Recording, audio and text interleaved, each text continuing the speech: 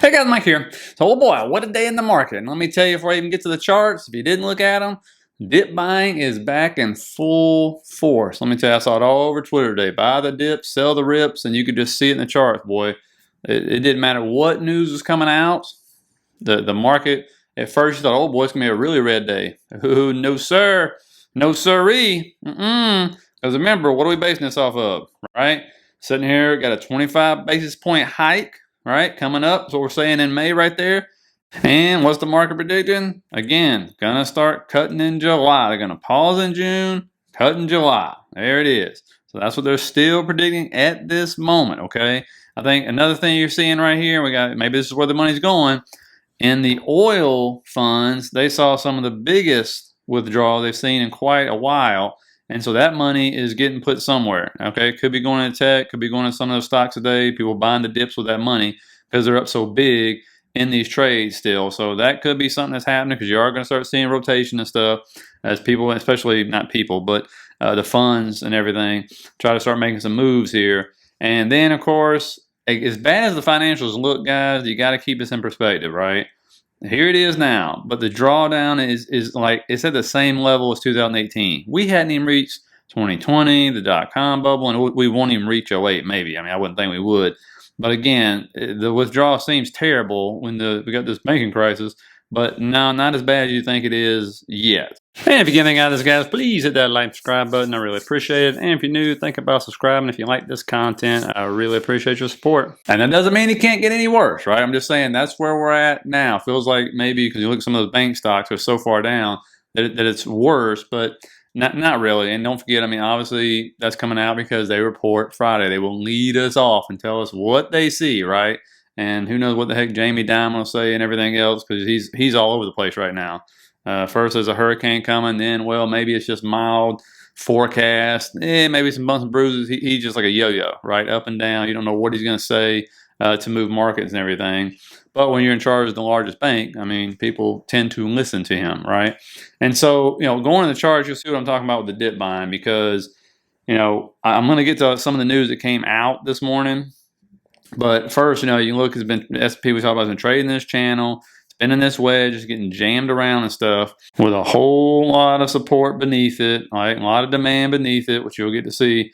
And when we look at the weekly options move that the market is expecting this week, it's between like a little over 401 to 417 or somewhere in that range. And you can just see right here what I'm talking about. Gap down in the morning and dip buyers came in full force, buying this thing up, push it all the way back up to actually go green for the day. Didn't matter what news was coming out. It didn't affect the market at all. Now, of course, that's good for the bulls, right? What the bears are wanting is this right here. And with CPI data coming out this week and everything, they want this on the weekly, this head and shoulders to play out, obviously. And you can see there's the neckline and start pushing it down because we are expecting the biggest drop I've seen so far in CPI. And I'll put tomorrow what all the big firms are projecting and stuff for us. But yeah, everybody's expecting a huge drop. If it gets that, there's no way that head and shoulders is playing out. Hate to tell you that. Now, here's one thing, because you got people loading into shorts again, right? The net short position in S&P 500. E-mini futures is at its highest level since 2011.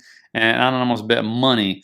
There's a lot more shorts out there on a lot of these stocks and stuff, these individual stocks. And so if the CPI data comes out, and especially in line or even close to it, I think, oh, absolutely, you can see a move up. What's going to happen is the short is going to get burned again. That's what's going to happen. And it'll freaking moon. That's exactly what's going to happen if we hit the data. That's the key point here because it is a big projection down, right? And it will be bullish for the market. Now, the Qs, obviously, it ended up slightly red for the day, but it was down like 1.25% at one point in time. But again, looking at the big picture here, you got the weekly expected move between like 310, 326 is your weekly expected move. And again, the dip buying in full force. See it just like the S&P. This was beautiful. It gapped down, came up, hit the anchor VWAP for the day, bounced, and then bounced again off of it, and then just rocketed up from there, right? And almost completely closing that gap.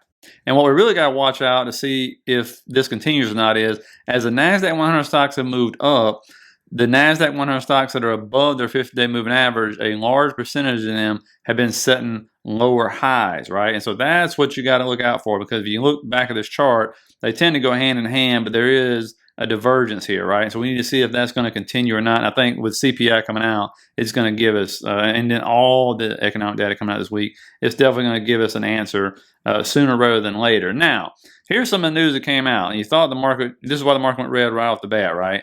Global shipments of PCs dropped by 29% year over year in Q1. And you can see the numbers here, but the most important guy is Apple. 6.9 million down. That's 40.5% year over year drop, right? And if you want to look over here, they got affected the most. Okay, so this is PC market declined sharply in early 2023. And you can see they were the biggest losers of this. Now, at first, yeah, the stock got down about 2%. You can see it gapped down, but look what happened. It hit the weekly low that was expected and then bounced, and then boom, right there, just took off, right? Dip buyer, dip buyer, dip buyer, dip buyer, right? And so it still has this gap above to close. We go to the bigger time frame. We know we've been getting wedged in here. We got that huge resistance right up above it.